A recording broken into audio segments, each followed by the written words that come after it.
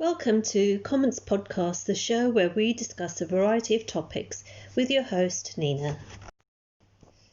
Boris Johnson today announced a further raft of measures of easing the coronavirus lockdown measures in the UK. This is a welcome. Many of them will be implemented, or the suggested recommended date is the 1st of August, in approximately 2 weeks' time from the 17th of July. Now, this has actually probably been expected, as it is a major step to returning back to normality for workers, all sectors, from the leisure industry, hospitality, sports, businesses, and news that people were waiting for quite a few months since the lockdown was first issued back in March the 23rd. So it's been quite a few months, but this really is the government now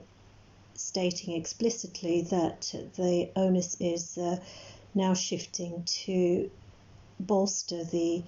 UK economic recovery and also to foster a return to a sense of normality for many people. There will be a period of adjustment for many of us. We've just started to really get back to going outside, and the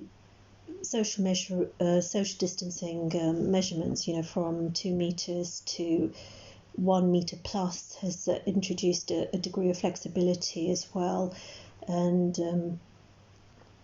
fostered a greater degree of confidence when we're out and about, especially in congested areas such as shopping malls and other public places. Boris Johnson also announced that major return for fans back to watch sports in stadiums and sports grounds will let spectators back in. I think the date envisaged is this autumn, with pilot tests happening around the country, as well as small music venues as well will gradually be opened up as well. There are still some restrictions on nightclubs and one or two other areas, but majority of businesses have now been given the green light to open up, or in anticipation of a date in the not too far foreseeable future when they will be up and running again and back to a degree of normality as well, with spectators, and fans returning to watch their favourite sports games or their favourite bands so it is a major turning point today, and one that will hopefully revive a higher degree of public consumer and business confidence. There is also a real shall we say, galvanising by the government, Boris Johnson's announcement that he's boldly stated there will be a more significant return to normality by Christmas, and really trying to get now encouraging people to get people back into work. And we're not talking about working from home, but the government's message changing from stay at home orders to returning back to our original workplaces. So that is also going to be a major roadmap for businesses opening up as they respond to the government's shift in guidelines. I think, however, Boris has allowed a high degree of discretion for employers over working from home rules. So again, it needs to be evaluated. There has to be a degree of liaising with employees and employers with regards to perhaps new working practices. I think we've all kind of adjusted very well and become accustomed to working from home. It is a working practice which was implemented quite quickly and radically within a very short period of time, and businesses just had to respond to that initial phase of lockdown. But we've all developed these digital tools, skills, and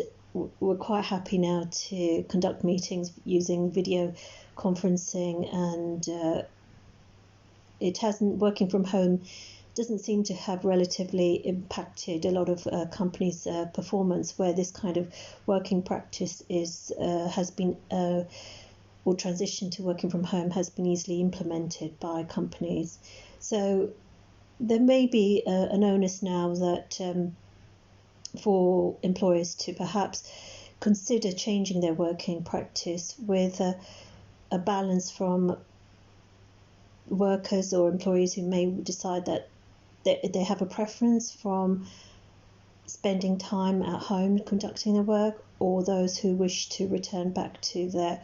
original office or place of work. Again, it has to be a series of evaluation from the employer side, but also engaging with staff to ensure that they also feel confident returning back to the office or other place of work, because social distancing rules still have to be adhered to until further notice, and that is always difficult to assess how that may be maintained long term, at least for the next 6 months, until we get the out of this particular coronavirus threat. And once it has subsided, only then can we really sort of feel totally confident wherever in areas where there are, a great amount of number of people that we're interacting with on a daily basis. So it's just a case of really fostering that sense of confidence for people to return to work, because don't forget, many of us will be concerned about our commute. Again, many will rely on public transport, whether it's trains or the tube, and not many will have access to, driving to work. And perhaps there's a preference not to drive to work as well, because it can be rather stressful, especially in the city centres. So again, it's going to be a gradual adjustment period, but many people are now gradually returning to work in many sectors, and businesses and employees are actually really pleased that they've been given the go-ahead to open up, and anticipating that high traffic of customers. And it is obviously all these this particular governmental plan is conditional upon the infection rate and cases of coronavirus being maintained and low, but we already have one or two places in the UK that have been subjected to local lockdowns, and one of those is Leicester. After an initial investigation, it was disclosed that some of the manufacturing companies, because this is a sort of where a lot of the fashion industries, garment sector, or many of their big fashion companies, clothing brands, garments are in actual fact produced. And this has been disclosed that a lot of these manufacturing companies were in breaching the COVID-19 social distancing guidelines. I think it was initially highlighted a couple of weeks ago, but with this local lockdown which has been imposed because of the vast increase in COVID-19 cases in the area of Leicester City, it's been identified the source of it may be the garment manufacturing sector, where they have been open throughout the lockdown period, and unfortunately it's also highlighted that many of them may also be, as in brackets, allegedly paying their workers below the national minimum wage. So this just highlights that the onus is on employers and company bosses, managers, to really comply with government guidelines. It's not just for the safety of their own workers, but it's for the safety of everybody. And it is worrying that this particular cases have been highlighted so soon in the beginning, as we're still only just really in the beginning stages of the easing of the lockdown measures, and the failure for these, or allegedly for the failure of many of these factory owners to comply with social distancing guidelines, and the insisting that their workers continue to work in technically unsafe conditions, putting their health at risk and the local community as well, which has manifested now with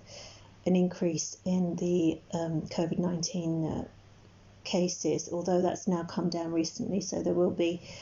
the local lockdown measures will be eased in due course fairly shortly. But again, it is something that to be aware of. I think for most of us, we are very conscious that we will be leaving a little bubble of safety, working from home and returning back to the workplace, using public transport, interacting with a vast array of people, different people, whether it's, and we all need to feel that we are both employees, members of the public, bosses, managers, employers, everyone's exercising and demonstrating degree of responsibility, not only because of the significant threat that is still imposed by coronavirus to their own health, but the health of everybody, the public in general.